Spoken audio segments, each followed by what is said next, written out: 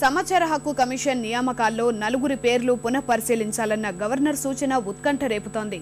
దీనిపై ప్రభుత్వం పునరాలోచన చేస్తుందా లేదా అన్నది చర్చనీయాంశంగా మారింది. సీఎం తన నిర్ణయాన్ని సమర్థించుకునే అవకాశాలే కనిపిస్తుండగా అసమ్మతి వర్గం దీన్ని ఆయుధంగా మార్చుకునేందుకు పావులు కదుపుతోంది. ఇదే సమయంలో ప్రజా సంఘాలు పోరుబాటకు సిద్ధమవుతున్నాయి.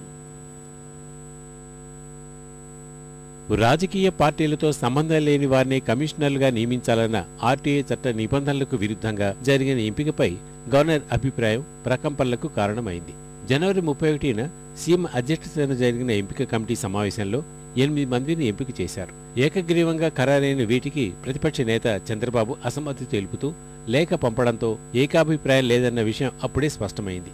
కమిషనర్ల ఎంపికలో సీఎం అనుసరించిన తీరు పట్ల కాంగ్రెస్ పార్టీ నేతల నుంచి కూడా అసంతృప్తి వ్యక్తమైంది. ఆజాద్కు కొందరు నేతలు ఫిర్యాదు చేయడంతో పార్టీ అధిష్టానం కూడా ఈ వ్యవహారంపై సీఎంను వివరణ అడిగినట్లు ప్రచారం జరిగింది. తాజాగా గవర్నర్ సూచన అధికార పక్షంలో కాక పుట్టిస్తోంది. తాంత్యా కుమారి, ఇంతియాజ్ అహ్మద్, వెంకటేశ్వర్లు, విజయ్ నిర్మల ఎంపికను పునఃపరిశీలించమని చెప్పడం సీఎంకి ఎదురుదెబ్బగా పార్టీ వర్గాలు వ్యాఖ్యానిస్తున్నాయి. అయితే రాజ్యాంగ ప్రక్రియలో భాగంగా సమాచార కమిషనర్ల ఎంపిక జరిపామన్నది ముఖ్యమంత్రి భావనగా తేలుస్తోంది. తన వాదనకే కట్టుబడే అవకాశాలు ఉన్నాయని గవర్నర్కి తిరిగి పంపే యోచనలో ఉన్నట్టు తేలుస్తోంది. 1-2 రోజుల్లోనే రాజ్భవన్కు దస్త్రాన్ని పంపాలన్నది సీఎం నిర్ణయంగా తేలుస్తోంది.